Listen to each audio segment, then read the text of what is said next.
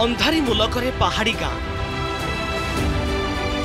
विकासर अंधारी मुलक गुनाखाल पाठ पढ़ी पारना करेन्ट ना बोल पाठ पढ़ुना आड़ पड़े जाती। रायगड़ा जिला कोलनरा ब्लॉक थेरुआड़ी पंचायतर गुनाखाल नुआसाही दृश्य। नुआसाही 10 ରୁ 12 घर परिवार दीर्घ वर्ष हेब बसवास करि आसुछंती, किंतु आज भी गाँ को बिजुली संजोग होइनी। फल संध्या हेबा क्षणी अंधार रे बुड़ी जाए पूरा गाँ। अंधार दूर पाई एठी टीबीरी भरोसा, दीपरे जड़ा तेल नचेत रंधा तेल दे आलोकित करा जाए। एही आलोकरे हुए पिला मानक पाठ पढ़ा। ए मिंजी मिंजी आलुअरे हुए रोसई काम। टीबीरी रे तेल जेउठी सरिला सेठी काम ठप होई जाए। 10 वर्ष है करेन्ट ना रोसे बसे करने भी असुविधा होची। 4टा 5टा रोसे कर दौचु आउरी बेलार खाई दौचु, मजा मजा करके रही जाऊँ।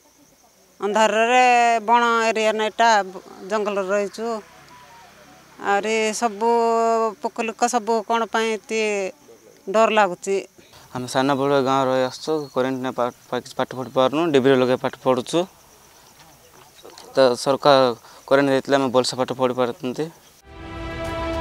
गाँ समस्या को नहीं ग्रामवासी तत्कालीन मंत्री नजर को आनी 7/3/24 ग्रामवासी TPSODL द्वारस्थ होइथिले।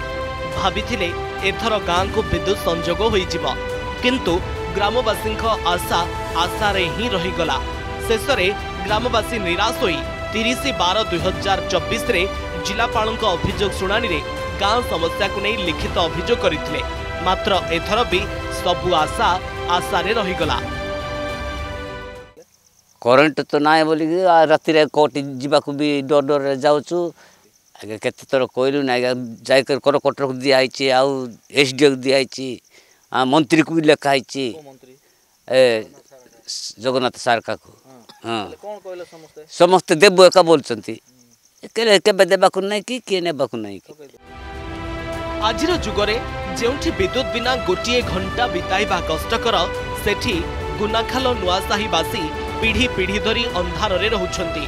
सरकार और प्रशासन रा प्रतिश्रुति पालटिछि प्रतारणा।